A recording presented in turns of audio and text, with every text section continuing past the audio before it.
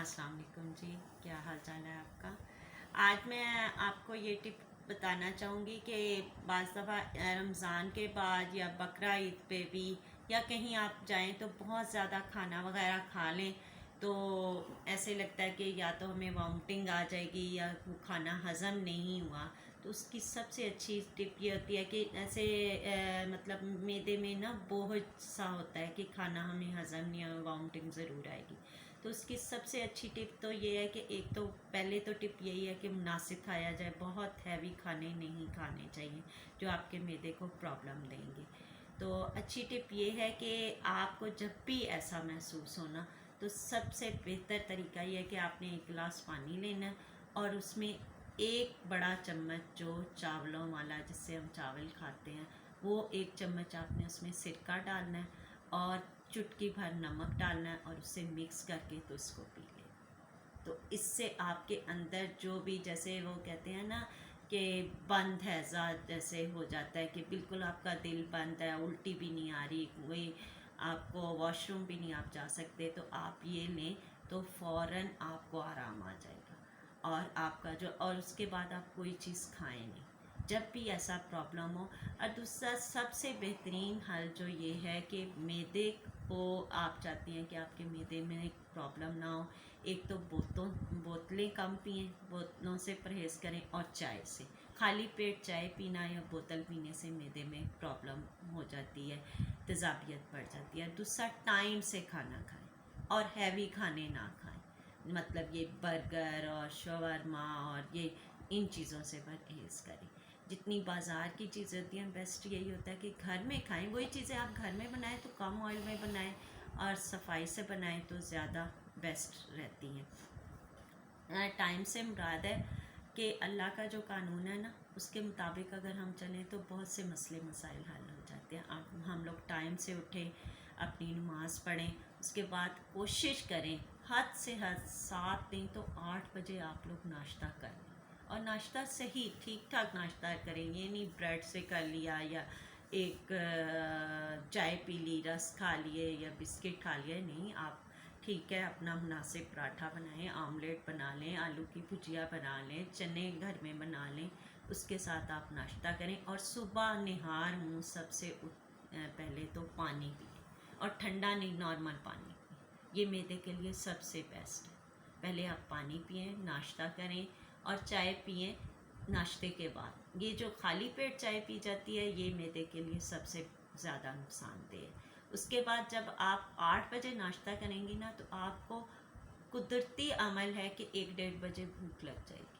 तो आपके घर जो ख़वातीन हैं उन्हें भी पता होगा कि हमने 8 बजे नाश्ता दिया तो हमें 1 बजे तक अपना खाना दिन का तैयार करना है। और ये जो हम 11-12 बजे खाना खा कर फिर हम कहते हैं भूख नहीं, वो 3-4 बजे हम दोपहर का खाना करते हैं, रात को हम 12 बजे खाना करते हैं, ये सब कुछ गलत है, यही मैदे की प्रॉब्लम है।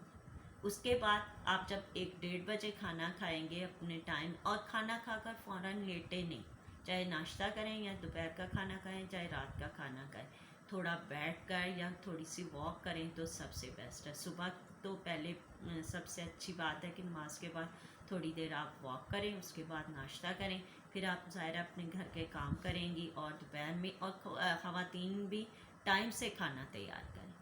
ये नहीं कि वो भी 2-3-4 का टाइम करते हैं, 1-1:30 बजे खाना तैयार हो जाना चाहिए।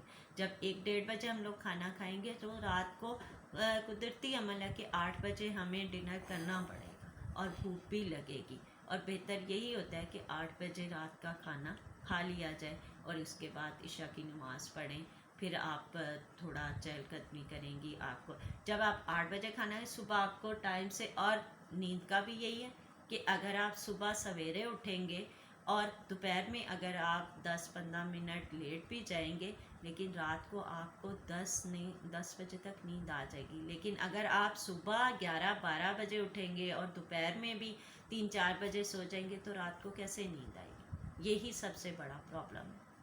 और रात को फिर आपको नींद नहीं आएगी, आप डिस्टर्ब होंगे, आप सुबह नमाज के लिए नहीं उठ सकेंगे। अल्लाह के कानून के मुताबिक चलें तो घर के भी तमाम काम टाइम पे होंगे, हमारा मैदा भी काम करेगा, हमारा किचन भी सही काम करेगा, हम अपने बच्चों को भी टाइम दे सकेंगे, अपने घर को भी टाइम दे सकेंगे और इत्मीनान से काम करेंगे। ये नहीं कि जल्दी जल्दी में ओहो ये तो 3 बज गए, ये काम नहीं हुआ, वो काम नहीं हुआ। और बहुत सारी टिप्स हैं। अब जैसे ये देखें, मैं घर में अकेली हूँ, मेरे घर में कोई काम वाली नहीं है, मुझे अपने घर का काम खुद करना होता है। लेकिन मेरी एक टाइम रूटीन है कि मुझे आज मेरे घर में खाना बना हुआ है तो मैं आज वॉशिंग मशीन लगा लूँ। आज मेरे घर में खाना बना हुआ है तो मुझे अगर कहीं जाना है या बाज़ार का काम करना है तो मैं कर रहा हूँ। ये नहीं कि मेरे घर में खाना नहीं बना हुआ तो मैं वो वॉशिंग मशीन लगाऊंगी तो मेरा सारा काम डिस्टर्ब होगा। अब मुझे इत्तेकाफ़ बैठना था तो मैंने उससे पहले ईद की सारी तैयारी कर ली। अब ज़ाहिर है जो बंदा अकेला होगा उससे सुबह घर में कोई आएगा तो उसे भी अटेंड करना है, और ज़ाहिर है ईद की नमाज़ पढ़ने जाना हो तो सुबह सवेरे नाश्ता तैयार होना चाहिए। तो मेरी तो यही रूटीन है काफ़ी अरसे से, चाहे ईद उल फितर हो या ईद उल ज़ुहा हो, मैं रात को सब कुछ तैयार कर देती हूँ। अगर खीर बनानी है या कस्टर्ड बनाना है या शीर खुरमा बनाना है तो मैं रात को ही तैयार कर देती हूँ। और हमारे घरों में वो कौरमे वाली मुर्गी बनती है, वो भी मैं रात को ही तैयार कर देती हूँ। मैदे की दुपड़ियाँ बनती हैं, उसका आटा मैं रात को गूंद कर रख देती हूँ। तो सुबह मुझे पता होता है कि मेरी तो हर चीज़ तैयार है, तो मैं टाइम से मतलब अपना काम कर लूँगी। और एक दिन पहले अपने घर की डस्टिंग या ज़्यादा जो काम है वो मैं कर लेती हूँ ताकि ईद वाले दिन मुझे कम काम करना पड़े। और गोश्त का भी यही है कि जब आपके घर में चाहे चिकन आए, चाहे बीफ का गोश्त आए या मटन का गोश्त आए, तो मैं आपको बताऊं, आप बहुत से काम अगर पहले कर लेंगी ना तो आपको बहुत आसानी होगी। फ़र्ज़ करें आपके घर बीफ का गोश्त आया, आपने उसमें से 2 किलो गोश्त है, 1 किलो गोश्त है, 1 किलो कीमा है, आपकी फ़ैमिली के हिसाब से आप कर सकती हैं। अब मेरे घर में गोश्त आए तो मैं उसी में से पुलाव, अगर मुझे बीफ का पसंद है तो मैं उसको पहले ही अलहदा कर लूँगी। अब जो मटन का कीमा है तो उसमें से मैं आधा कीमा जो टिक्कियों का है उसे मसाला लगा कर फ्रीज़ कर दूँगी। जितना अच्छा मसाला लगेगा मेरी टिक्कियाँ अच्छी बनेंगी। उसमें से आधा मैं कोफ्तों के लिए मसाला बनाकर फ्रीज़ कर, अब जिस वक्त मुझे अगर कोई भी खाना बनाना है या पसंदों को मसाला लगा कर रख दूँगी तो मेरी चीज़ें तैयार हैं और मैं उसे निकालूँगी। या अचानक मेरे घर में कोई मेहमान आ जाएगा तो मैं उसे फ़ौरन तैयार कर लूँगी। अब चिकन है, आपके घर आता है, आप उसमें मतलब कढ़ाई भी बनाना चाहती हैं, आप उसमें और चिकन वैसे बनाना चाहती हैं, कौरमा भी, आप उसमें बिरयानी बनाना चाहती हैं, तो आप उसमें से बिरयानी वाला जो गोश्त है वो अलहदा करके उसे बिरयानी का मसाला दही वगैरह लगा कर, बिरयानी का मसाला लगा कर फ्रीज़ कर दें। जितनी उसको मसाला लगा हुआ होगा ना, आपकी बिरयानी बहुत मज़े की बनेगी।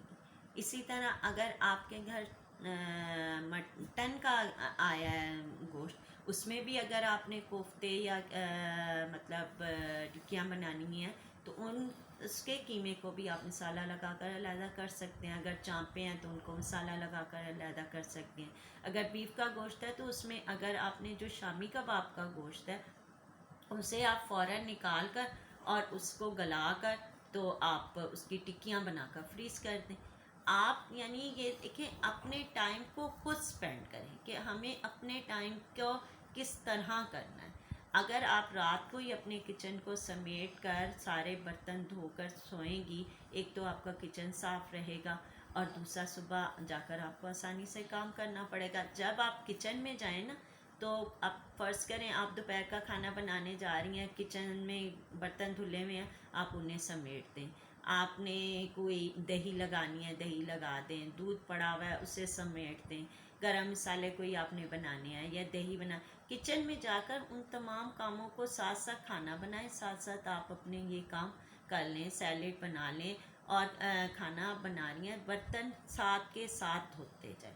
ये नहीं कि छुरी को भी हमने सिंक में रख दिया, आटा गूंदा, आटे जिस रात में गूंदा उसे भी हमने सिंक में रख दिया। ये मैं तमाम टिप्स उन लोगों को दे रही हूँ कि जो लोग खुद काम करते हैं या जिनके घर में कोई सर्वेंट है, तो उनके लिए भी ये टिप्स अच्छी हैं।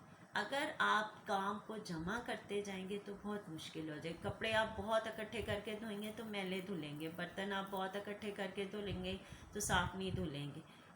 चाय आपने बनाई, चाय का कप भी वहीं, चाय का बर्तन भी नहीं, साथ साथ आप उसको धो दें।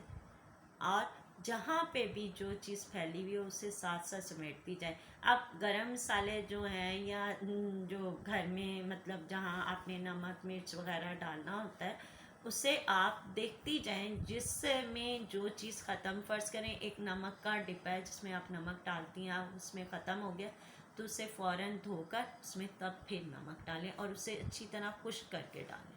अगर गरम मसाले का डब्बा है या दालों वाले जो जार हैं उनमें अगर कोई दाल ख़त्म हो गई है तो उससे पहले अच्छी तरह धो लें और धूप में अच्छी तरह खुश्क करके डालें, क्योंकि प्लास्टिक का बर्तन जब तक अच्छी तरह से धूप ना लगाई जाए उसमें आप दाल डालेंगी तो उसमें कीड़ा पैदा हो जाएगा और आपकी दाल ख़राब हो जाएगी। और कुछ ऐसे दालें होती हैं जो आप अपनी फ्रिज में रखें, कुछ ऐसे मसाले भी होते हैं जैसे अजवाइन है या सौंफ वगैरह है, वो किचन की अलमारियों में ना रखें, उसमें कीड़ा लाजमी डल जाता है। और सावन के महीने में कुछ ऐसे गरम मसाले या दालें होती हैं जो कम मिकदार में मंगवाएं, जहाँ पे भी आपकी नमी होगी आपके ये मसाले और दालें वगैरह ख़राब हो जाएंगी। ऐसी जगह पे रखें जहाँ पे धूप और हवा का आना जाना हो ताकि आपकी चीज़ें ख़राब नहीं हो। तो मैंने आप लोगों को बोर तो नहीं किया और मज़ीद भी मैं आपको टिप्स दूँगी। ओके जी, अल्लाह हाफिज़।